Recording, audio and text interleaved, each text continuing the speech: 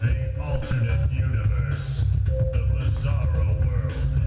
The Twilight Zone. When it comes to football, they are all quite real. If only in the mind of Dave Dameshek. This is not the NFL. This is the NFL. That's right. It's time for another edition of the NFL. Let's head back to January 2002, a snowy night in Foxborough, Massachusetts, for the Oakland Raiders and the New England Patriots in the divisional round matchup, or as it's more commonly known these days, the Tuck Rule game. We now know that Tom Brady and Adam Vinatieri, a guy in an Emperor Palpatine hoodie, and the rest of them won the game and started an NFL dynasty, aided, of course, a little bit by modern technology. But what if the refs hadn't made that infamous call? Well, the Raiders would have ended up heading to Heinz Field to play the Steelers in the AFC title game. Black and gold versus silver and black. A glorious renewal of a classic postseason rivalry. Move over, Mean Joe and Otis Sistrunk. Step aside, Bradshaw and Snake. It's Cordell versus Gannon for a trip to the Super Bowl. All right, that's not exactly a QB showdown for the ages, but it's still better than the Patriots in those ugly silver and blue uniforms instead of the far superior Pat Patriot getup.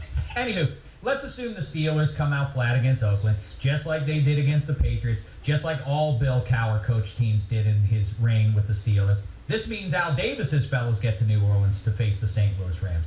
Now, considering the Raiders and Rams both spent time in Los Angeles, the two teams' respective SoCal fan bases would have waged war under the palm trees. Bad religion would have gotten their wish, because no matter who won the game, LA would have burned. It would have been like the first minute of Omega Man with Chuck Heston driving around the empty streets of downtown LA. By the way, the Rams would have won, giving Kurt Warner his second ring and a guaranteed bust in Canton. Even with the loss, John Gruden would have been in better standing with Al Davis, so he'd have stayed in Oakland instead of getting traded away to the Buccaneers. And without Gruden, Tampa Bay wouldn't have been able to get to the Super Bowl the following year to beat the Raiders. Why? Because Gruden wouldn't have been on their sideline, he'd have been on the Raiders' sideline. The Patriots, meantime, never break through. Drew Bledsoe resumes his spot as New England's starting quarterback the following season. Tom Brady doesn't become a legend and doesn't marry Giselle, who instead gets hitched to the game's best QB and becomes Giselle Manning.